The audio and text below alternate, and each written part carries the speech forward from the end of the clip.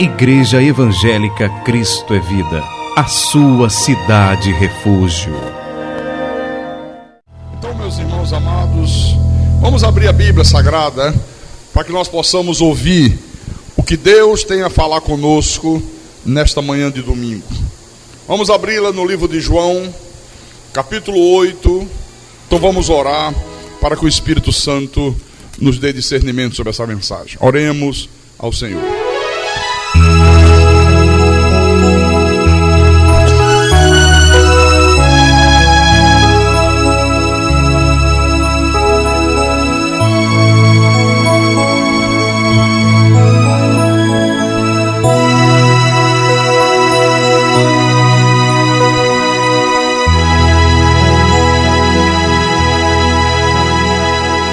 Senhor Jesus Cristo, nosso Deus e nosso Pai, aqui estamos nós reunidos, Senhor, em Teu nome, guardando o dia do Senhor, celebrando um culto de louvor e de adoração ao Teu nome, e prontos para ouvir a Tua voz, não as muitas vozes que há neste mundo, como o apóstolo Paulo diz, não, no meio das muitas vozes, há uma que nos dá uma direção segura, há uma que traz conforto para a nossa alma, há uma que nos guia pelo verdadeiro e reto caminho, que é a voz do Senhor, que é a voz do Teu Espírito Santo. E é esta voz que nós queremos ouvir. Não queremos ouvir a voz das religiões, não queremos ouvir a voz das filosofias, não queremos ouvir a voz da teologia. Não, nós queremos ouvir a voz do Senhor, a voz do Deus bendito, a voz do Deus Todo-Poderoso, aquela mesma voz que falou com Abraão, aquela mesma voz que falou com o apóstolo São Paulo. Então fala conosco nessa manhã, fala a cada homem, a cada mulher, que o Senhor com mãos de misericórdia trouxe até esse santuário hoje.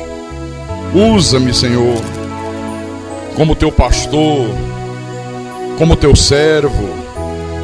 Dá-me a capacidade para explanar a Tua palavra. Dá-me a inspiração, porque a minha suficiência, ela vem do Senhor, o Deus Todo-Poderoso. E que tudo que for proclamado desse altar, que seja para a Tua honra, para a Tua glória, para o Teu louvor e para o crescimento espiritual do Teu povo. Eu te peço em nome de Jesus, em nome do Senhor, e que todos que crerem digam amém e amém. Diga graças a Deus. Então, meus irmãos amados, minhas irmãs em Cristo, é muito forte o que Jesus proferiu aqui nessa ocasião. Porque Jesus não estava falando com qualquer pessoa.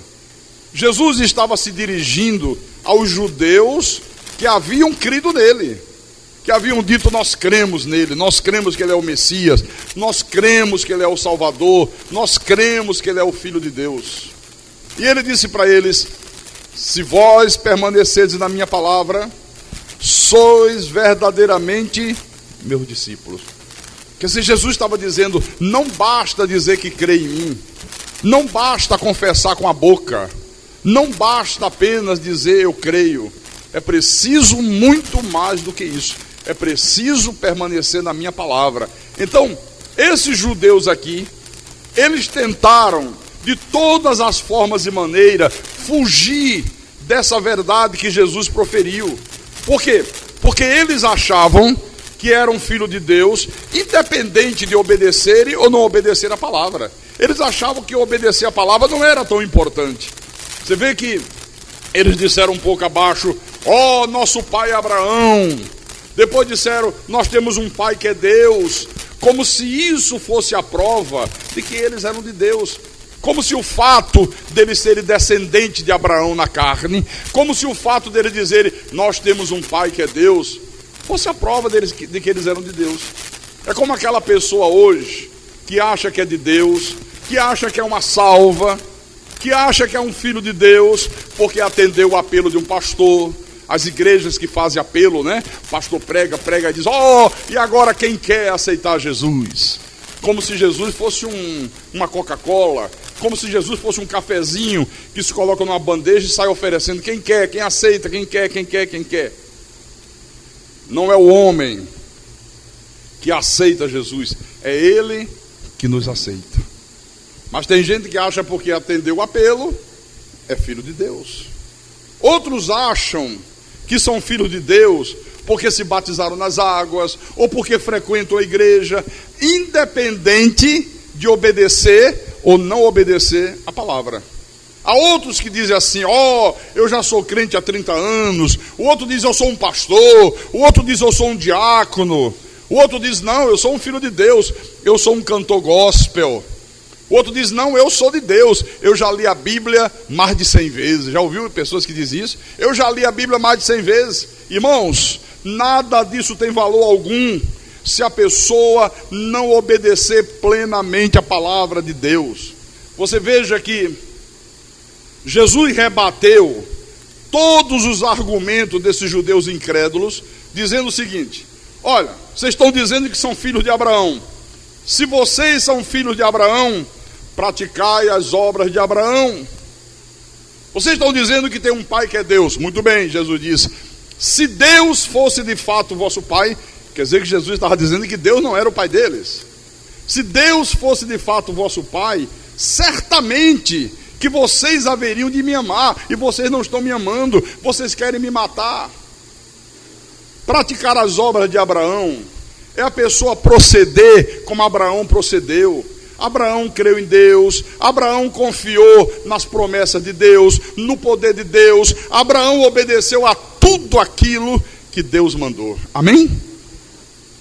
Se Deus fosse de fato o vosso pai, vocês haveriam de me amar. O Senhor Jesus disse. Amar a Jesus, meus irmãos, não é aquele amor só de palavra. Eu amo Jesus, eu amo o Senhor, eu amo muito a Deus. Não, esse amor de palavra, todo mundo diz que ama. E qual é o amor verdadeiro, Senhor? Como é que nós sabemos se uma pessoa ama verdadeiramente a Jesus? Jesus ensinou isso aqui. Adiante um pouquinho, no capítulo 14 desse mesmo livro de João, capítulo 14, versículo 21.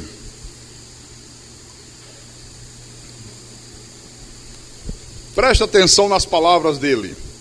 Jesus disse assim: aquele que tem os meus mandamentos e os guarda, e os obedece, e os cumpre, esse é o que me ama.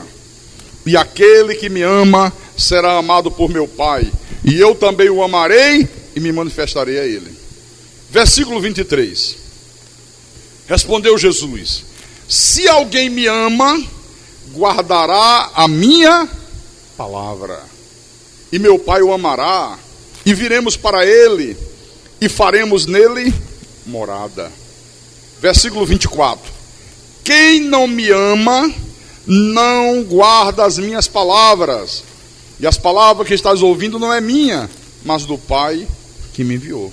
Então você vê, uma pessoa pode ter atendido um apelo de um pastor, uma pessoa pode ter se batizado nas águas, ela pode frequentar uma religião qualquer, pode frequentar um templo, ela pode dizer que é crente há 30 anos, ela pode ser um pastor, ela pode ser um diácono, ela pode ser um cantor gospel, ela pode ter lido a Bíblia 100 vezes de frente para trás, de trás para frente, e não ser um filho de Deus, e não ser um salvo. Isso é muito duro.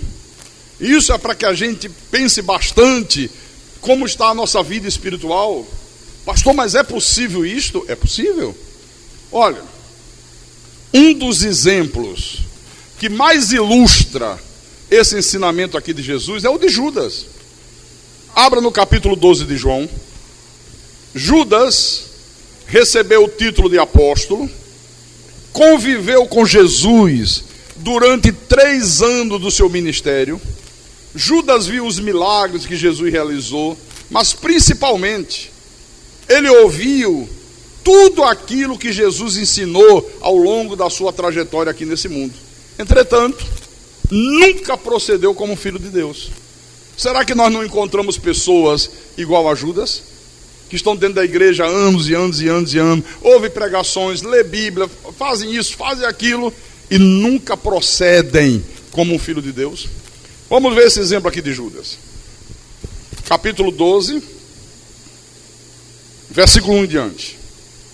6 dias antes da Páscoa, foi Jesus para Betânia, onde estava Lázaro, a quem ele ressuscitara dentre os mortos. Deram-lhe, pois, ali uma ceia. Marta servia, sendo Lázaro um dos que estavam com ele à mesa. Então Maria, tomando uma libra de bálsamo de nardo puro, muito precioso, ungiu os pés de Jesus e os enxugou com seus cabelos. E encheu-se toda a casa com o perfume do bálsamo. Mas Judas Iscariotes, um dos seus discípulos, o que estava para traí-lo, disse: por que não se vendeu este perfume por 300 denários e não se deu aos pobres? Isto disse ele, não porque tivesse cuidado dos pobres, mas porque era ladrão, e tendo a bolsa onde se colocava as ofertas, tirava o que nela se lançava. Jesus, entretanto, disse: deixai-a, que ela guarde isto para o dia em que me balsamarem, porque os pobres sempre os tende convosco, mas a mim nem sempre me tendes. Então, primeira coisa, olha como era a atitude deste homem. Censurou a generosidade e o amor que esta mulher demonstrou para com o Senhor Jesus. Ao invés dele se alegrar, ao invés dele ficar feliz com a atitude que essa mulher fez, ele censurou. Ele disse: por que não se vendeu esse perfume por 300 denários?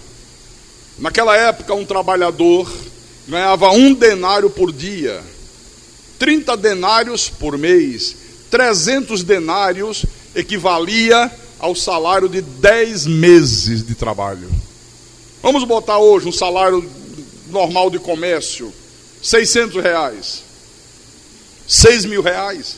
Quando ele viu pegar um vaso de perfume, de bálsamo, de nardo puríssimo, de um valor tão grande, ele disse: ora, por que não se vendeu esse perfume e não se deu aos pobres? Mas a verdade, a Bíblia diz que ele não estava preocupado com os pobres. Ele queria que pegasse aquele dinheiro, colocasse na sacola das ofertas, que ele era o tesoureiro, ele era quem cuidava das ofertas, para que ele pudesse roubar. Era o tesoureiro e roubava das ofertas. Quer dizer que ele era mau caráter e ladrão. Você está vendo aqui? Mas andava com Jesus, ouvia os ensinamentos de Jesus, via os milagres que Jesus realizava. Tem mais. Em Mateus capítulo 26, Mateus capítulo 26, versículo 14, diz assim: então, um dos 12, chamado Judas Iscariotes, indo ter com os principais sacerdotes, propôs: que me quereis dar, e eu vou-lo entregarei. E pagaram-lhe 30 moedas de prata. E desse momento em diante, buscava ele uma ocasião para o entregar. Olha, traiu Jesus, irmãos, entregou Jesus aos inimigos dele, aos sumos sacerdotes que queriam matá-lo a qualquer preço, por 30 moedas de prata, o preço que se pagava por um escravo de menos valor que havia na época. Esse homem, ele foi dissimulado o tempo todo. Até na hora de entregar Jesus, ele fez com dissimulação, ele fez com um beijo. Quer ver? Vire a página aí. Capítulo 47, desse mesmo capítulo, versículo 47, desse mesmo capítulo 26 de Mateus. Falava ele ainda, e eis que chegou Judas, um dos 12, e com ele grande turba, com espadas e porretes, vinda da parte dos principais sacerdotes e dos anciãos do povo. Ora, o traidor lhes tinha dado este sinal: aquele a quem eu beijar é esse, prendei-o. Olha a dissimulação. Eu não vou chegar lá apontando é esse, eu vou chegar como amigo dele, como eu sempre procedi com ele, vou dar um beijo no rosto, como se tudo tivesse normal. E aí vocês vão identificar quem eu beijar, esse é Jesus. Vocês vão lá e prende. Versículo 49.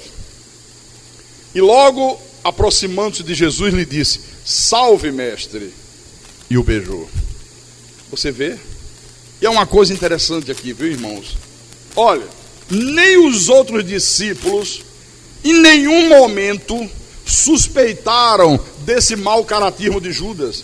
Mesmo eles convivendo 3 anos, noite e dia com Judas, não suspeitaram disso. Olha o perigo que é isso. Às vezes uma pessoa está dentro da igreja, tem Bíblia, senta do teu lado e não é uma pessoa de Deus. Às vezes é o joio no meio do trigo. Às vezes é uma pessoa que vai te causar problemas. Às vezes é uma pessoa que vai te causar danos. Você quer ver? Vem aí João, livro de João, capítulo 13, versículo 21. Vamos ler o versículo 21 e o versículo 22, para você ver que eles não suspeitavam nada de Judas. Dita estas coisas, angustiou-se Jesus em espírito e afirmou: em verdade vos digo, que um dentre vós me trairá. Então, os discípulos olharam uns para os outros, sem saber a quem ele se referia. Um de vocês vai me trair. Eles não desconfiaram de Judas. Eles não disseram: olha, é ele lá. Olha, é Judas. Não. Olharam um para os outros, ficaram se perguntando: quem será? Quem de nós vai trair o homem? Você vê? Não desconfiaram nada de Judas. Bom, então agora vamos voltar a Abraão, que é o nosso exemplo. O Senhor disse: se vocês são filhos de Abraão, praticai as obras de Abraão. Uma pessoa que é de Deus, ela pratica as mesmas obras de Abraão, ela toma as mesmas atitudes que Abraão tomou. Vamos lá em Gênesis capítulo 14, primeiro livro da Bíblia. Nós vimos aqui no culto passado que Abraão venceu uma grande batalha. Ele conseguiu libertar o seu sobrinho Ló. Ele recuperou todos os bens de Ló, as mulheres, o povo. Deus concedeu uma retumbante vitória a Abraão. Então, vamos rever isto aqui. Gênesis capítulo 14, versículo 16. Diz assim: trouxe de novo todos os bens, e também a Ló, seu sobrinho, os bens dele, e ainda as mulheres e o povo. Olha, ele foi lá, Ló estava em Sodoma, veio um rei perverso que vinha vencendo todas as cidades, e chegou e venceu também a cidade de Sodoma, e levou Ló, levou todos os bens que o sobrinho de Abraão possuía, levou todas as mulheres, levou todo o povo. Uma tragédia. Abraão foi lá e conseguiu recuperar tudo de volta. Só que agora, meus irmãos, acontece algo muito interessante com Abraão. Após Deus ter lhe concedido essa retumbante vitória, 2 reis foram ao encontro de Abraão. 2 reis que representavam valores espirituais diferentes. Às vezes a gente lê a Bíblia, às vezes a gente lê essa história de Abraão e a gente não se apercebe desses detalhes que são importantíssimos para a nossa vida espiritual. Pastor, quem foram esses 2 reis? Um foi Bera, que era o rei de Sodoma. O outro foi Melquisedeque, rei de Salém. Só que esses 2 reis aqui, eles têm um significado muito importante. Melquisedeque era uma teofania. O que é uma teofania, pastor? Era uma encarnação temporária de Deus. Deus queria aparecer alguém e ele se manifestava numa forma humana. Temporariamente depois desaparecia. É isso que se chama de teofania. Então, esse Melquisedeque aqui era uma encarnação temporária de Deus. Ele tipificava o Senhor Jesus Cristo. E Bera, o rei de Sodoma, tipificava o diabo. Olha só, vamos ver Paulo identificando Melquisedeque como sendo o Deus Altíssimo. Porque aqui, peraí, deixa eu ler primeiro para você o seguinte. Aqui no versículo 17, Gênesis 14, 17. Depois a gente vai lá em Hebreus. Após voltar Abrão de ferir a Querdolaomer e aos reis que estavam com ele, saiu-lhe ao encontro o rei de Sodoma no vale de Safé, que é o vale do rei. Melquisedeque, rei de Salém, trouxe pão e vinho, era sacerdote do Deus Altíssimo. Abençoou ele Abraão e disse: bendito seja Abraão pelo Deus Altíssimo, que possui os céus e a terra. E bendito seja o Deus Altíssimo, que entregou os teus adversários nas tuas mãos. E de tudo lhe deu Abraão o dízimo. Agora eu vou mostrar para você em Hebreus capítulo 7, o apóstolo São Paulo, identificando o Melquisedeque como sendo Deus, era o próprio Deus. Hebreus capítulo 7, vamos lá. Versículo 1 em diante. Diz assim: todos os irmãos acharam ou estou indo muito rápido? Acharam? Ok, então vou ler. Porque este Melquisedeque, rei de Salém, sacerdote do Deus Altíssimo, que saiu ao encontro de Abraão quando voltava da matança dos reis e o abençoou, para o qual também Abraão separou o dízimo de tudo. Primeiramente se interpreta rei de justiça, depois também é rei de Salém, ou seja, rei de paz. Versículo 3, presta atenção no versículo 3. Sem pai, sem mãe, sem genealogia, que não teve princípio de dias, nem fim de existência. Entretanto, feito semelhante ao Filho de Deus, permanece sacerdote perpetuamente. No versículo 4, Paulo chama a atenção da igreja e diz: considerai, pois, como era grande esse, a quem Abraão, o patriarca, pagou o dízimo tirado dos melhores despojos. Ora, se Melquisedeque não teve pai, não teve mãe, se ele não nasceu, se ele não morreu, então é óbvio que ali não estava um homem comum. Era o próprio Deus. Era o próprio Deus. Ele não tinha genealogia, Paulo diz aqui. Por quê? Porque Melquisedeque não era uma personalidade humana. Só tem genealogia as personalidades humanas.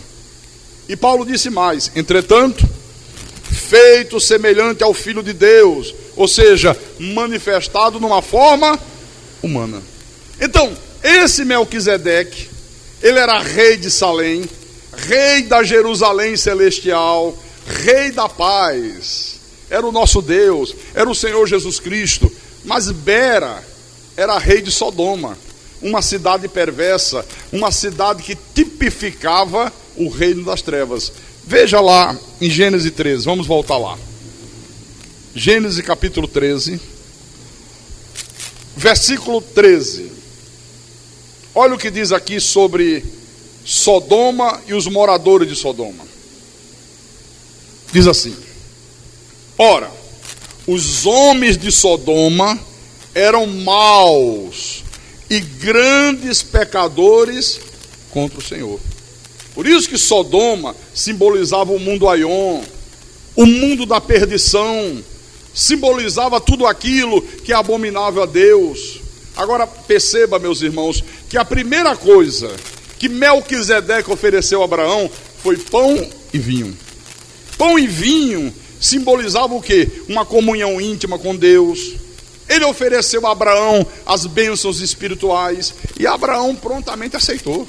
De imediato ele aceitou.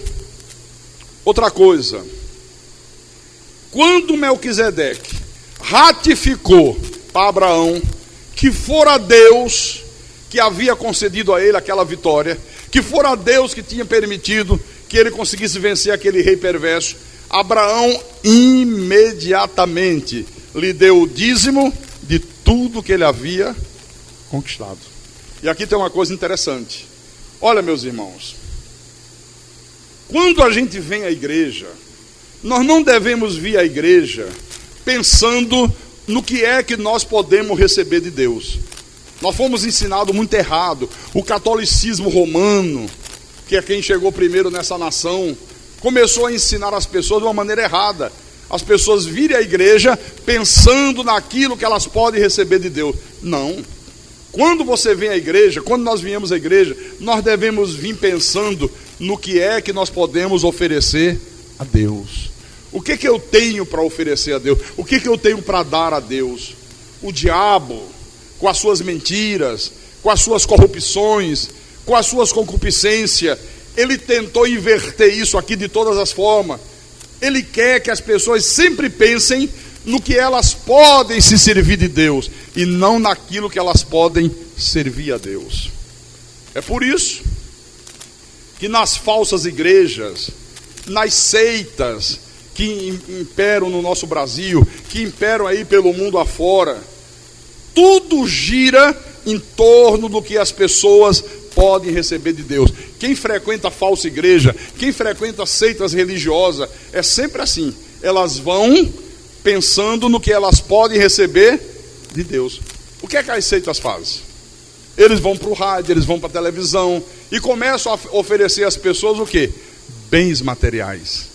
Venha, se você vier, Jesus vai te dar casa própria, casa com piscina, Ele vai te dar um bom automóvel, Ele vai te dar um emprego, Ele vai te dar um bom salário, Ele vai te dar muito dinheiro, Ele vai te dar muita riqueza, Ele vai curar você de todas as doenças, de todas as enfermidades. Observe que as pessoas vão a essas seitas que existem aí fora, somente atraída por essas coisas, somente visando receber de Deus essas coisas. É o que atrai as pessoas, é os que as motivam a ir a esses lugares. E é interessante, não foi precisamente assim que o rei de Sodoma procedeu com Abraão? Ele tentou seduzir Abraão oferecendo riqueza. Você quer ver? Vem aqui, ó, Gênesis 14, versículo 21. Diz assim: então disse o rei de Sodoma a Abraão: dá-me as pessoas e os bens ficarão contigo. Olha, ele ofereceu a Abraão todas as riquezas que Abraão havia conquistado em troca das pessoas. Ele diz: pode ficar com tudo, agora me dê as pessoas. Olha, o diabo, ele sempre quer as pessoas para infligir sofrimentos, para maltratar as pessoas. Em troca de quem entrega a ele as pessoas, ele oferece o quê? Riqueza. Todo o sistema religioso dessas seitas diabólicas está inserido nesse contexto aqui de troca. Eles dão as pessoas para serem maltratadas pelo diabo através de um falso evangelho. À medida que se prega um falso evangelho, à medida que se ensina errado às pessoas, você está colocando as pessoas à mercê do diabo, à disposição do diabo. E em troca, o que é que o diabo faz? Concede para eles riqueza. Eu sou um exemplo disso. Se eu tivesse aceito a proposta do rei de Sodoma, houve uma época que ele se manifestou para mim. Eu ainda estaria hoje na seita universal do reino de Deus, entregando as pessoas para que elas sejam maltratadas pelos filhos do diabo. Eu ainda estaria lá. Na hora que Deus me chamou, na hora que Deus disse: sai, larga tudo, vai para uma terra que eu te mostrarei. Olha, eles me ofereceram tudo que você possa imaginar.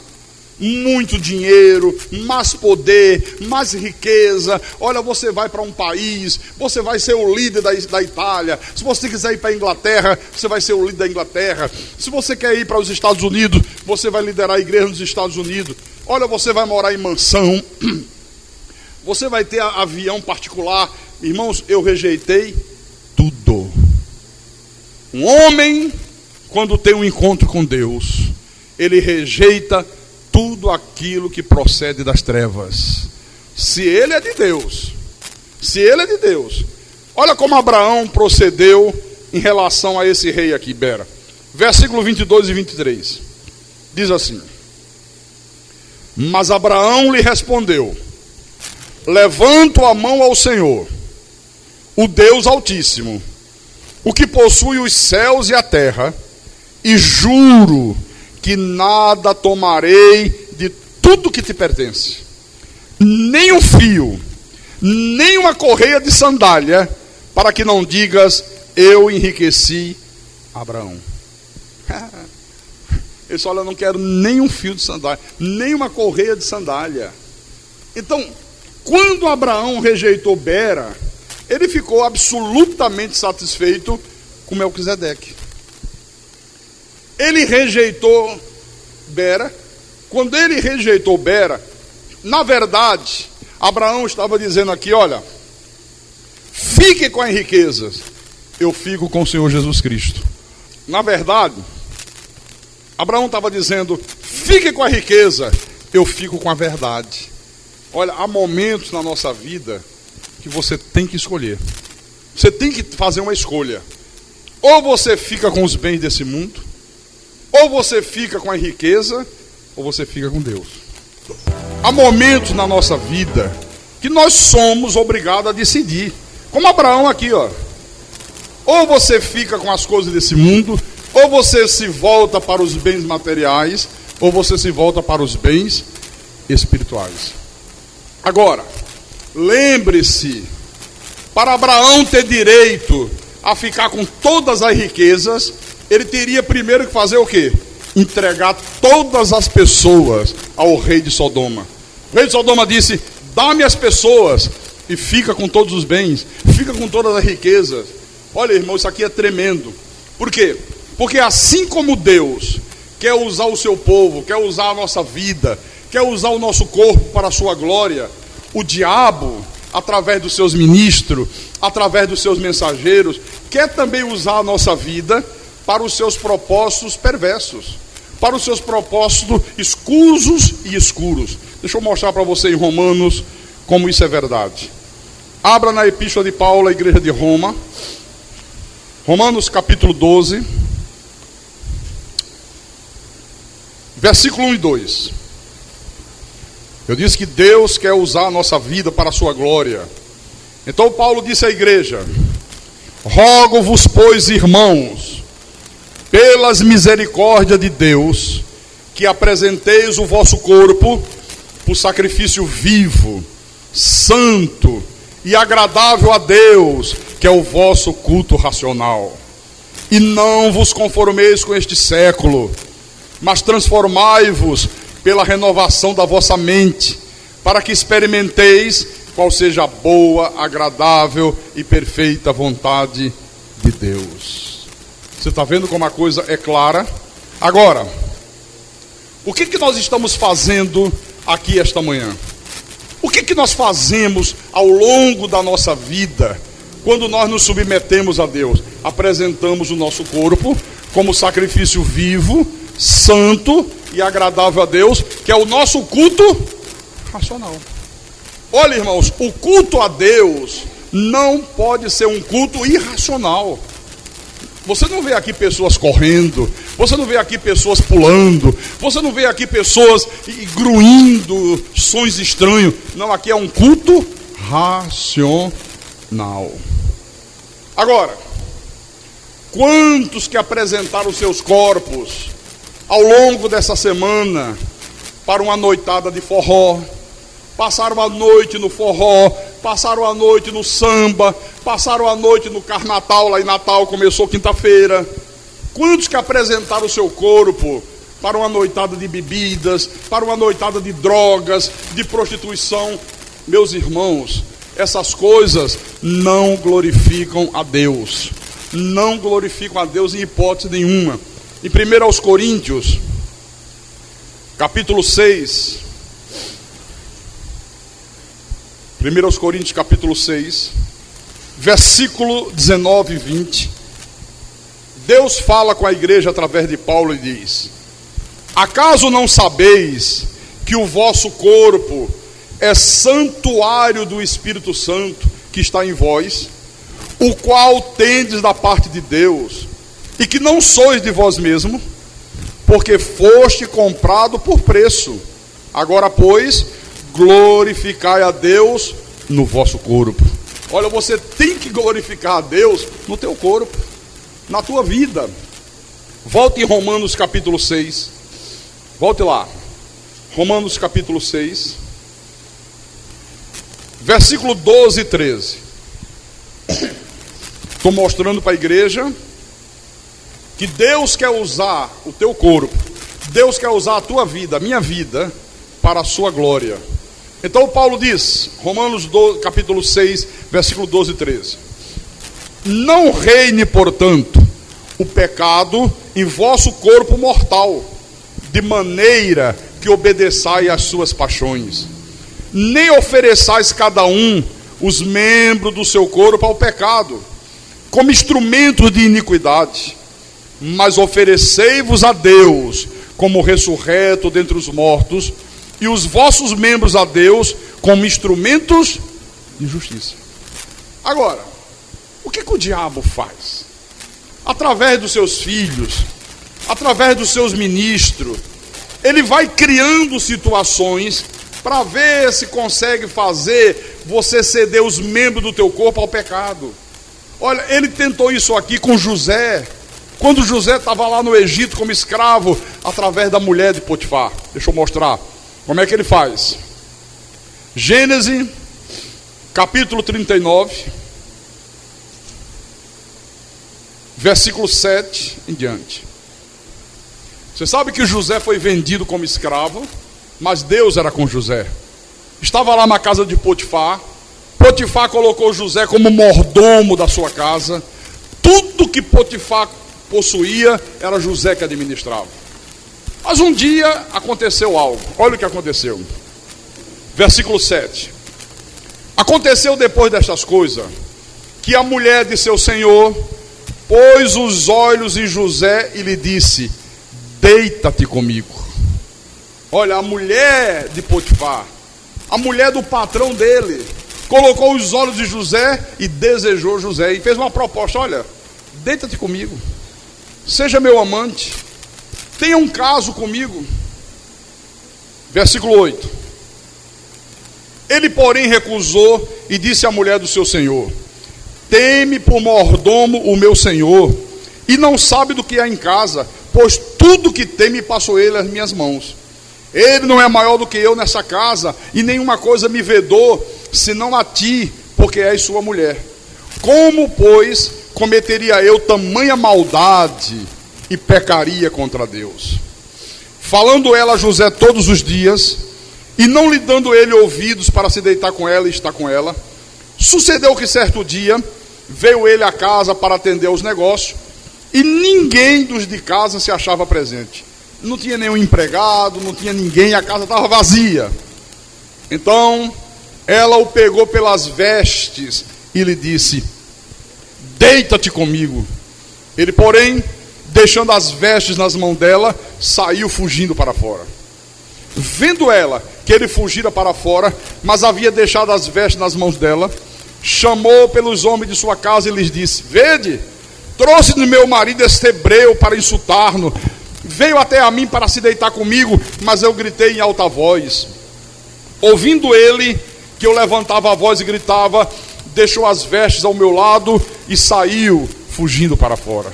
Olha, levantou uma calúnia.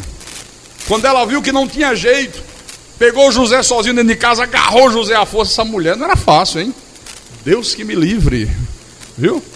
Agarrou, disse: agora você vai deitar comigo, agora você vai ter um caso comigo. José disse: não vou, e se desvencilhou, e ela, agarrada na roupa de José, a blusa de José ficou nas mãos dela. Ela, indignada, porque estava sendo rejeitada por José, disse: pois agora você me paga, agora eu vou levantar um falso contra ele. Começou a gritar, chamou os outros empregados, disse: olha, esse sujeito que meu marido botou dentro de casa tentou me pegar à força. Queria porque queria se deitar comigo na força. Olha aqui a prova. Está aqui a roupa dele junto de mim. Versículo 16. Conservou ela junto de si as vestes dele, até que o seu senhor tornou a casa, até Potifar voltar. Então lhe falou segundo as mesmas palavras e disse: o servo hebreu que nos trouxeste veio ter comigo para insultar-me. Quando, porém, levantei a voz e gritei, ele, deixando as vestes ao meu lado, fugiu para fora. Tendo o Senhor ouvido as palavras de sua mulher, como lhe tinha dito, desta maneira me fez o teu servo.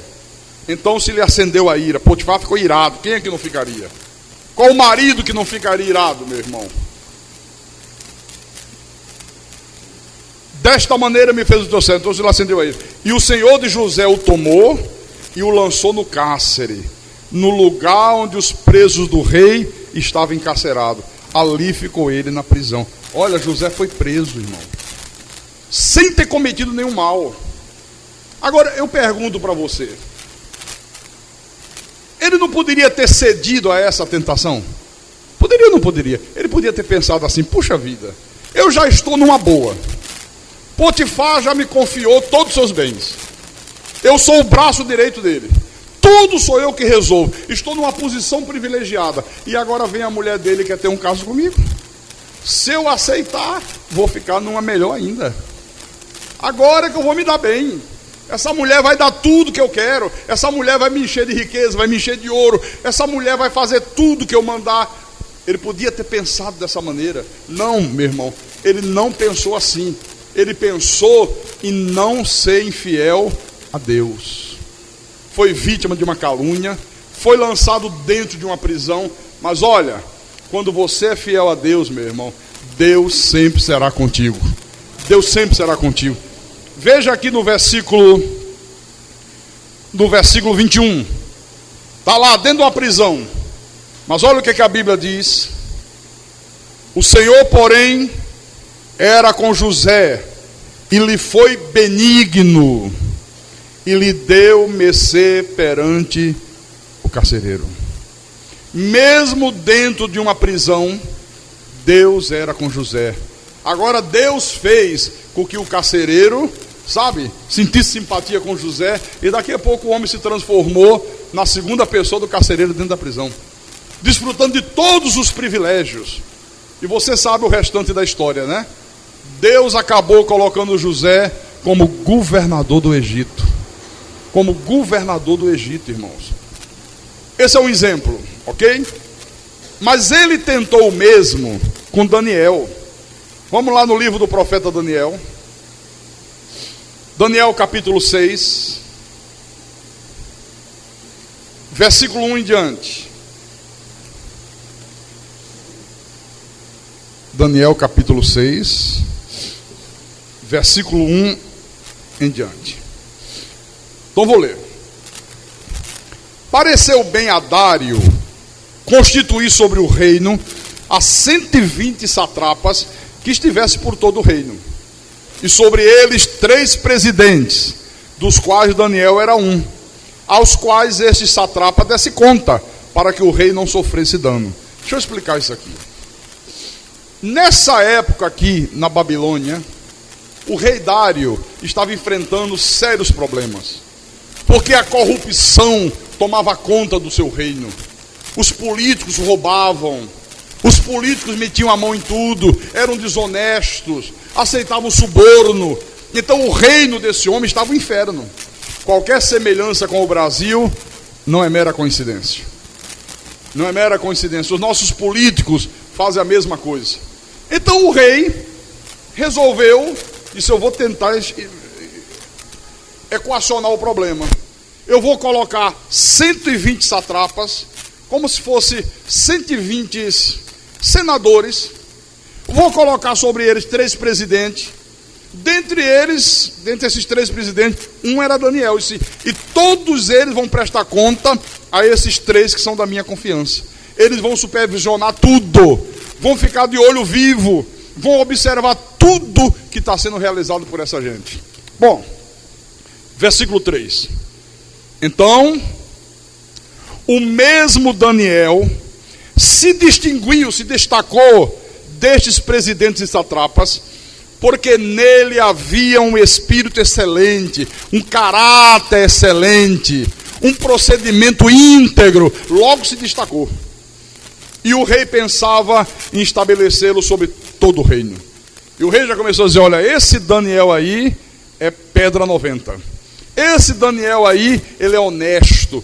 Pode colocar ouro em pó na mão desse homem, que esse homem jamais será desonesto. Esse homem não mente, esse homem não dissimula, esse homem não aceita suborno, esse homem não é cúmplice das obras infrutíferas das trevas. Eu tenho que colocar esse homem como o meu primeiro-ministro. Ah, meu irmão, na hora que o rei começou a pensar nisso, logo o assunto se espalhou, né? E olha o que aconteceu, versículo 4. Então, os presidentes e os satrapas procuravam ocasião para acusar Daniel a respeito do reino, mas não puderam achá-la, nem culpa alguma, porque ele era fiel e não se achava nele nenhum erro, nem culpa. Disseram, como é que é? O rei está querendo colocar esse sujeito aí como primeiro-ministro, está dizendo que ele é o único que é honesto. Ah, não. Vamos arranjar um meio de encontrar um erro nesse homem. Alguma coisa de errado tem na vida dele. Alguma coisa de errado ele deve fazer também. Ele deve fazer alguma coisa errada como nós fazemos. Investigaram, não acharam em Daniel nenhuma culpa. Ah, meu irmão, que coisa boa é você ter um caráter tão impecável a ponto de ninguém poder acusar você de mal algum. Que coisa boa é você ter o caráter de Deus, os teus vizinhos, a tua família, os teus amigos, os teus colegas de trabalho, ninguém poder apontar nenhum mal na tua vida. Que coisa maravilhosa, né? Só uma pessoa que tem o caráter de Deus pode apresentar isso aqui. Agora veja que coisa interessante. Versículo 5. Disseram, pois, estes homens: nunca acharemos ocasião alguma para acusar a este Daniel, se não a procurarmos contra ele na lei do seu Deus. Então, estes presidentes e satrapas foram juntos ao rei e lhe disseram: ó rei Dário, vive eternamente. Todos os presidentes do reino, os prefeitos e satrapas, conselheiros e governadores, concordaram em que o rei estabeleça um decreto e faça firme o interdito que todo homem que por espaço de 30 dias fizer petição a qualquer Deus ou a qualquer homem, e não a ti, ó rei, seja lançado na cova dos leões. Agora, pois, ó rei, sanciona o interdito e assina a escritura, para que não seja mudada segundo a lei dos medos e dos persas, que não se pode revogar.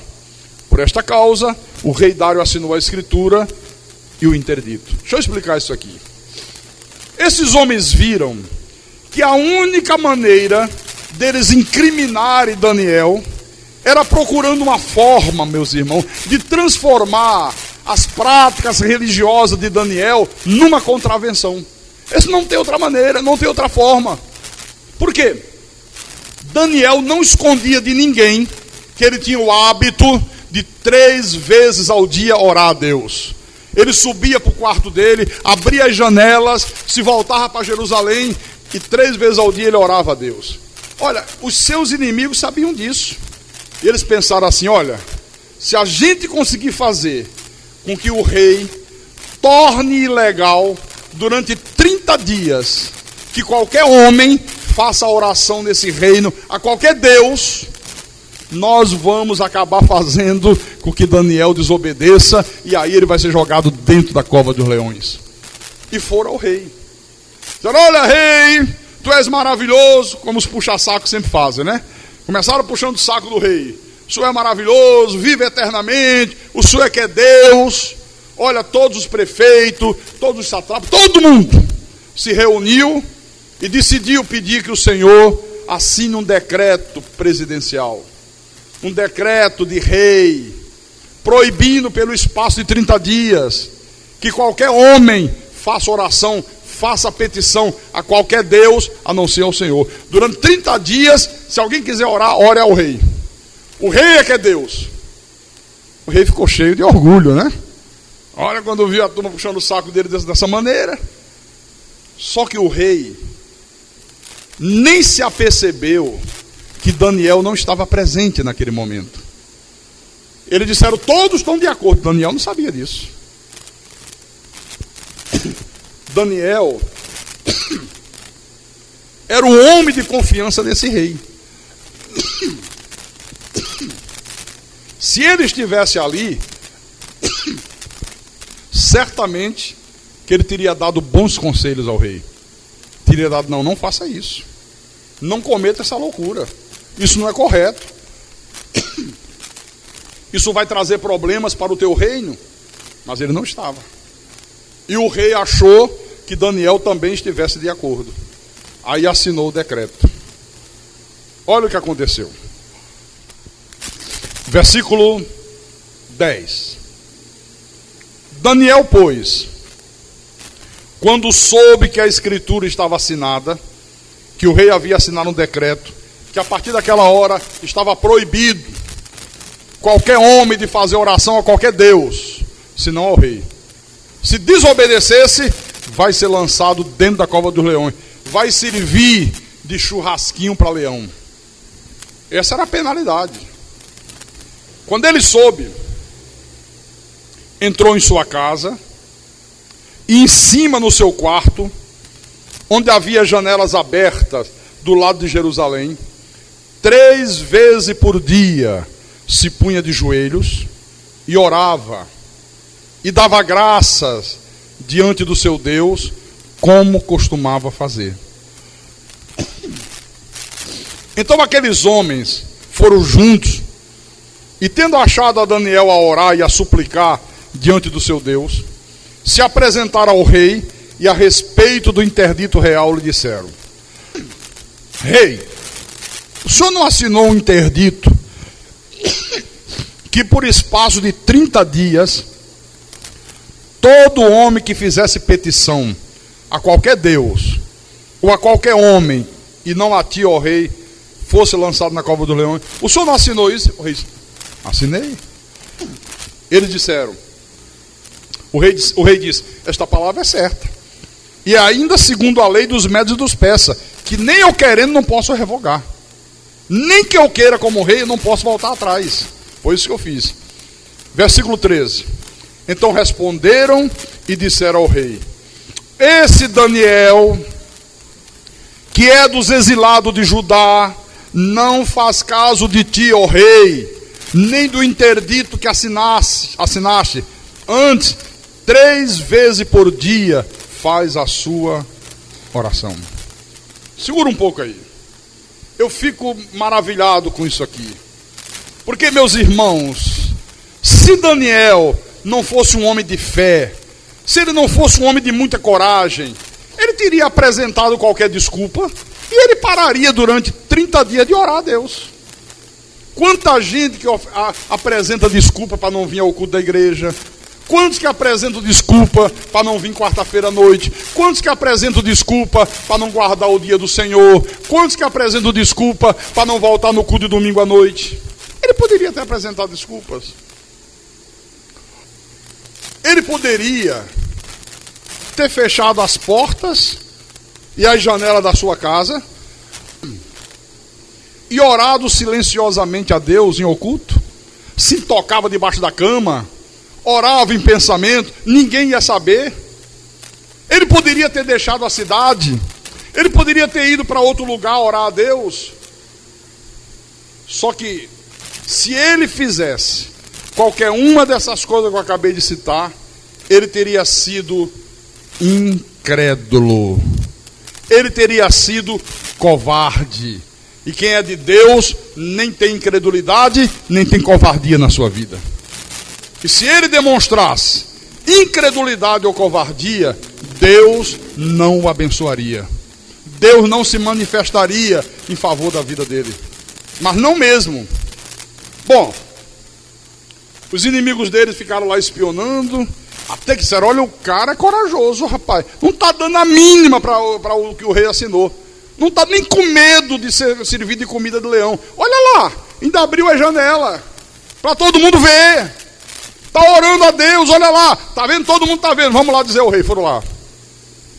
Correram rápido, informaram ao rei Dário: olha, rei, o teu queridinho aí, o teu oficial predileto, desobedeceu a tua ordem, desobedeceu o teu decreto, desrespeitou você como rei. E é interessante, né? Como é que os filhos do diabo, irmãos, são unidos e rápidos para fazer o mal, hein? Como é que eles se unem com facilidade? Como é que eles agem com rapidez quando é para fazer o mal? Mas como é que os filhos de Deus são desunidos, né? Como há desunião nas igrejas. Como é difícil juntar os filhos de Deus para fazer qualquer coisa boa. Que dificuldade. Que dificuldade. Quem é que pode vir sábado ajudar voluntariamente a lavar o templo de Deus? Ontem tinham 4 pessoas aqui. O restante da igreja, não. Como é que eu vou lá na igreja ajudar? Quem é que pode ajudar a pastora a preparar o almoço de hoje para quase 100 pessoas? Só tinham aqui a Maria, está ali, a irmã, como é o nome da outra irmã que estava aqui? A esposa do irmão Valdir? A irmã Conceição, a irmã Jô, né? E porque eu disse, digo, para o ensaio. Não vai ter ensaio de peça de teatro, não vai ter ensaio de louvor, porque senão não tem como fazer almoço. Então amanhã não vai ter almoço. Aí é que as pessoas foram ajudar. Que dificuldade, viu? Para fazer uma coisa boa, para fazer uma coisa em benefício da igreja. Como é difícil reunir o povo de Deus para praticar o que é bom. Mas com que rapidez os filhos do diabo se unem para fazer aquilo que é mal. Está aqui, ó. Tremendo isso aqui, né? Bom, versículo 14. Tendo o rei ouvido essas coisas, ficou muito penalizado. Ele gostava muito de Daniel. E determinou consigo mesmo livrar a Daniel. E até ao pôr do sol se empenhou por salvá-lo. Então aqueles homens foram junto ao rei e lhe disseram: sabe, ó rei, que é lei dos medos e dos persas, que nenhum interdito ou decreto que o rei sancione pode se mudar. Estamos lembrando ao senhor, não adianta o senhor querer voltar atrás, porque não pode. O senhor assinou segundo a lei dos medos e dos persas. Não adianta, o rei queria revogar. O rei queria voltar atrás no que ele assinou. O rei caiu na real. O rei percebeu que havia caído numa armadilha. Agora ele se ligou. Ele disse: olha, isso foi uma armadilha do diabo para destruir a vida de Daniel. Versículo 16. Então, o rei ordenou que trouxesse a Daniel e o lançasse na cova dos leões. E disse o rei a Daniel: o teu Deus, a quem tu continuamente serves, que ele te livre. Olha, Daniel servia a Deus continuamente. Não era de vez em quando. Não era quando tinha vontade. Não era só no dia que fazia sol. No dia de chuva ele não servia. Tem gente que vem à igreja quando está sol. Se tiver chuva, não vem. Tem gente que só vem domingo de manhã. Quarta-feira à noite, nem pensar. Só desculpa, desculpa, desculpa.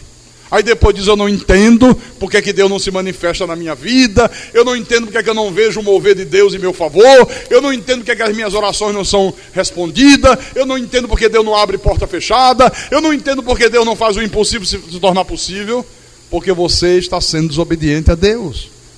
Porque você não serve a Deus continuamente como Deus quer ser servido. Bom, versículo 17. Foi trazida uma pedra e posta sobre a boca da cova. Selou ao rei com o seu próprio anel e com o dos seus grandes, para que nada se mudasse a respeito de Daniel. Então o rei se dirigiu para o seu palácio, passou a noite em jejum, sem comer nada, sem beber nada, e não deixou trazer à sua presença instrumento de música, e fugiu dele o sono. Olha, agora o rei ficou profundamente inquieto. A sua consciência lhe acusava. Agora o rei estava dizendo assim para ele: puxa vida, eu me deixei levar pelos elogios, eu achei maravilhoso eles puxando o saco, eu gostei das palavras elogiosas e caí numa armadilha e assinei um decreto que vai levar à morte o homem mais honesto do meu reino. Esse era o drama desse homem aqui. Versículo 19. Pela manhã, ao romper do dia, levantou-se o rei e foi com pressa à cova dos leões. Olha, esse rei, meu irmão, era um eleito de Deus, viu? Porque no íntimo, ele acreditava que o Deus que Daniel servia podia operar um milagre na vida de Daniel. Ele acreditava. Lembra que ele disse: olha, o teu Deus, a quem tu continuamente serve, que ele te livre, que ele te tire dessa situação. Acordou de manhã, saiu a toda pressa para a cova dos leões. Algo dentro dele dizia: Daniel está vivo, Daniel está vivo. Chegando-se ele à cova, chamou por Daniel com voz triste. Disse o rei a Daniel: Daniel, servo do Deus morto. Hã? Não? Mas tem muita gente que serve a um Deus morto. Um Deus que fica pendurado numa cruz. Um Deus de gesso. Um Deus de ouro. Um Deus de metal. Um Deus que se cair no chão se faz em 1000 pedaços. Um Deus que quando chega a Semana Santa, eles carregam dentro de um caixão de defunto. Já viu? A procissão do Deus morto. Não, Daniel servia ao Deus vivo.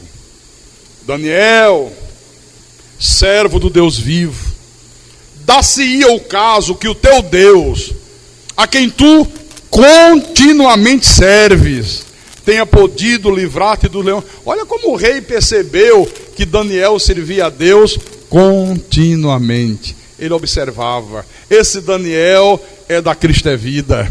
Esse Daniel não abre mão da verdade. Esse Daniel não se curva diante de ninguém. Esse Daniel não se rende aos poderosos. Esse Daniel não dá ouvidos a decreto de rei. Ele só dá ouvido ao decreto do Rei dos Reis, o Senhor Jesus Cristo. Esse Daniel não falta cultos. Esse Daniel quarta-feira está na igreja. Esse Daniel faz seminário. Esse Daniel domingo de manhã está na igreja. Ele volta a casa, à noite ele retorna à igreja. Ele serve a Deus continuamente. Daniel, será que pode ter acontecido desse Deus que você serve continuamente ter te livrado da cova dos leões? Então Daniel falou ao rei: ó rei, vive eternamente. O rei disse: ai, Jesus, que maravilha. Daniel, olha, rei, versículo 22, o meu Deus enviou seu anjo, aleluia, e fechou a boca aos leões, para que não me fizessem dano, porque foi achada em mim inocência diante dele. Também contra ti, ó rei, não cometi delito algum. Aleluia. Então, o rei se alegrou sobremaneira e mandou tirar Daniel da cova. Assim foi tirado Daniel da cova, e nenhum dano se achou nele, porque crera no seu Deus. Olha, meus irmãos, rei, o meu Deus enviou o seu anjo, e o seu anjo não permitiu que esses leões me causassem nenhum dano, porque foi achada em mim inocência. Eu não pratiquei nenhum mal, nem contra os homens, nem contra ti, ó rei. Eu fui honesto, eu fui íntegro, viu? Eu não cometi nenhum dolo contra Deus, eu não desobedeci a palavra, eu não fui covarde, eu não fui incrédulo. Olha, irmãos, quando você é fiel a Deus, Deus envia anjos para te livrar das situações mais difíceis da vida. Vocês creem nisso? Vocês acreditam nisso? Deus envia anjos, irmãos. Eu lembro, sempre que eu prego essas coisas, Deus me faz lembrar.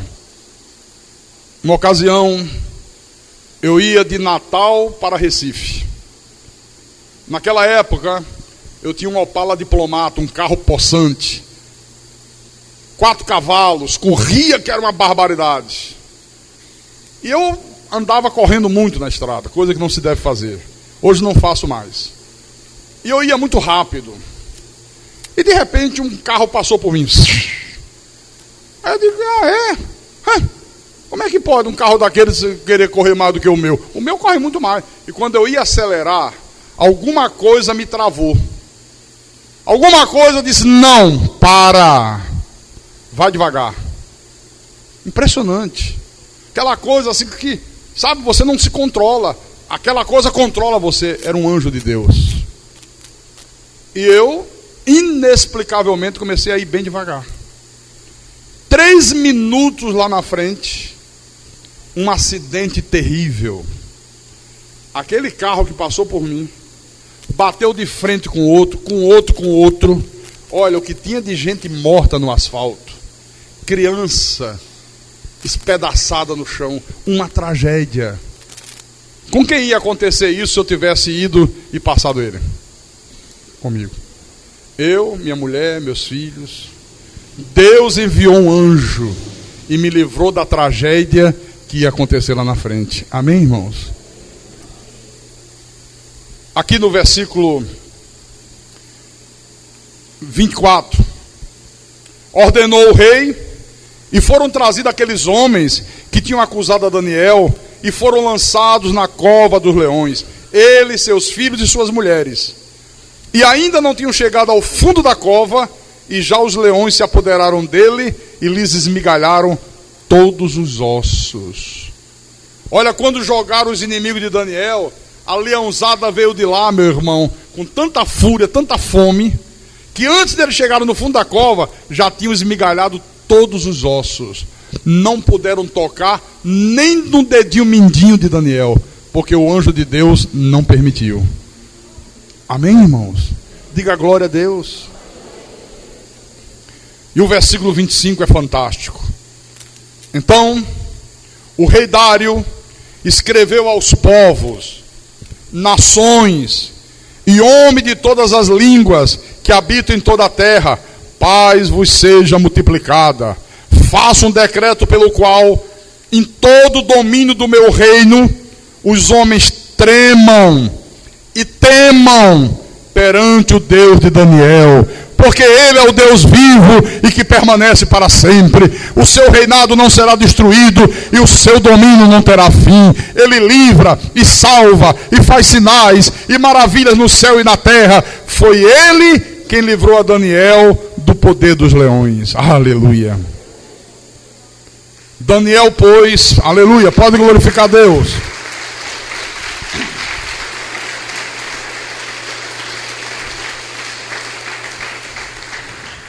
Daniel, pois, prosperou no reinado de Dário e no reinado de Ciro, o persa. Você vê, Deus podia, meu irmão, ter impedido que Daniel fosse lançado na cova do leão, não podia? Podia ou não podia? Mas Deus permitiu que Daniel fosse lançado na cova dos leões. Deus permitiu que isso acontecesse. E quando Deus livrou Daniel da cova dos leões, sem Daniel ter sofrido nenhum arranhão, o nome do Senhor foi grandemente honrado, foi grandemente glorificado. E os inimigos de Daniel? Devorado pelos leões. Aliás, deixa eu mostrar uma coisa interessante. Provérbios capítulo 26, versículo 27. Olha, para quem gosta de desejar o mal ao próximo, para quem fica tramando contra os outros, para quem gosta de puxar o tapete das pessoas, olha o que a palavra de Deus diz. Provérbios capítulo 26, versículo 27. Quem abre uma cova, nela cairá, e a pedra rolará sobre quem a revolve. Quem abre uma cova, vai cair na cova. Quem deseja o mal ao próximo, vai atrair o mal para si mesmo. Viu? Quem trama contra alguém, vai sofrer as consequências. Então você vê, para a gente terminar a mensagem, Daniel e José não aceitaram oferecer as suas vidas como instrumento da iniquidade. Eles foram diretos, eles foram objetivos, eles disseram não. A mulher de Potifar: tem um caso comigo, rapaz, sou a mulher do teu chefe, você vai se dar bem? Não, não vou ter, mas eu vou te dar muita coisa. Não quero.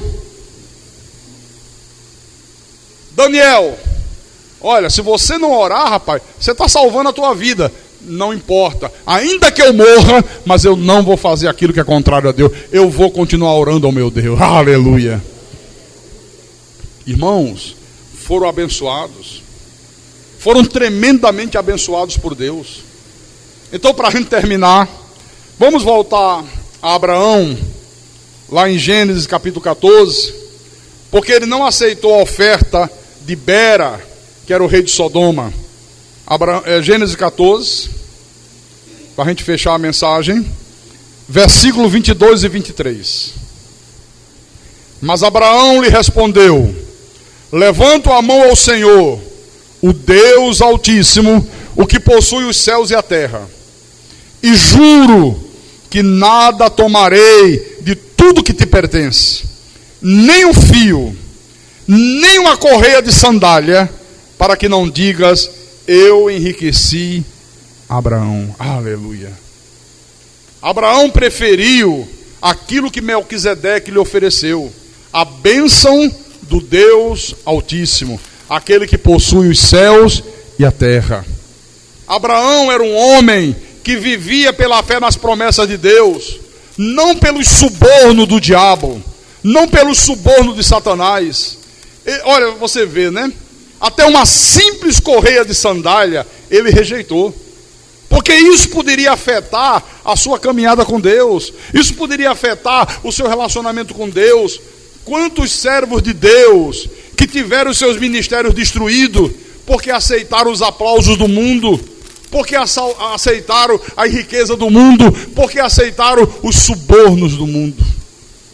Quantos pastores que viram seus ministérios ruírem porque se deixaram seduzir pelas coisas desse mundo, se envolveram com política, se envolveram com gente incrédula, negaram a verdade de Deus, se acovardaram diante das perseguições e os seus ministérios naufragaram.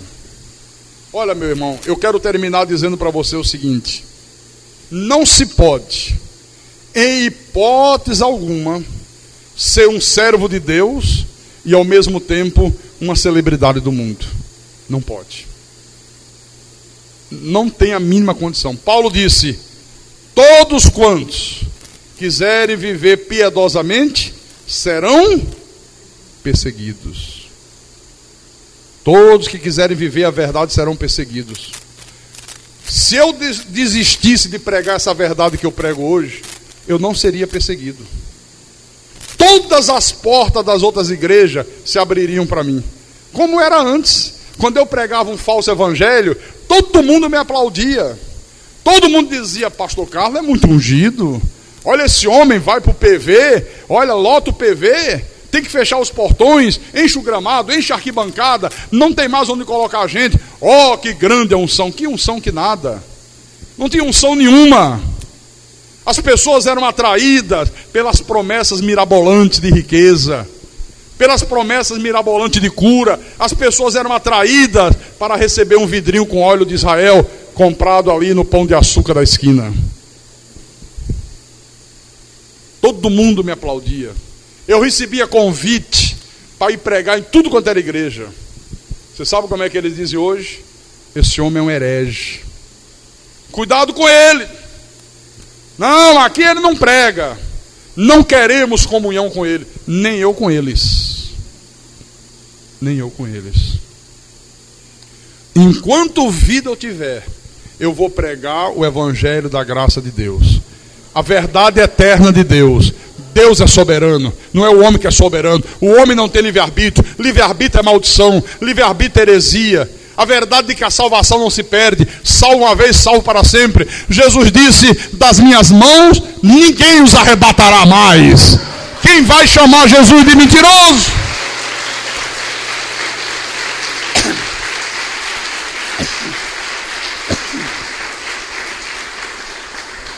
A verdade de que na cruz do Calvário ele expulsou o príncipe desse mundo, ele derrotou o diabo, ele colocou os demônios em algemas eternas. Aleluia. Eu vejo aí 90% do povo de Deus com medo desse tal de diabo. Medo do diabo, acha que o diabo pode interferir na sua vida, acha que o diabo pode destruir o casamento, acha que o diabo pode entrar na sua casa, pode colocar doença, pode fazer perder o emprego, não pode fazer nada. Se você é de Deus, você está nas mãos de Deus, e das mãos de Deus ninguém te arrebatará mais. A Bíblia diz: o maligno não te pode mais tocar. Aleluia. Você está debaixo da proteção do Deus Todo-Poderoso. A verdade de que Deus está no controle de todas as coisas, não é o diabo que está no controle. Não existe uma dualidade de poder. As pessoas pensam que os dois brigando, o diabo lá e Deus aqui. Pá! Olha, Deus agora acertou, o diabo sentiu o golpe.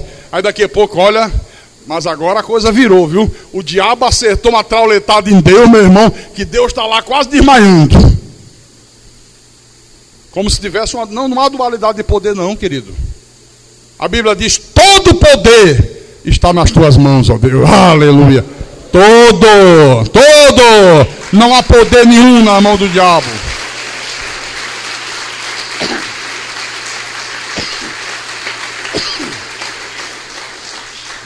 E eu termino dizendo, quem tem ouvidos, que ouça o que o Espírito falou à igreja nesta manhã, em nome de Jesus Cristo, e para a glória do Deus Todo-Poderoso. Louvado seja o nome de Jesus Cristo. Louvado seja o Senhor que reina sobre toda a terra.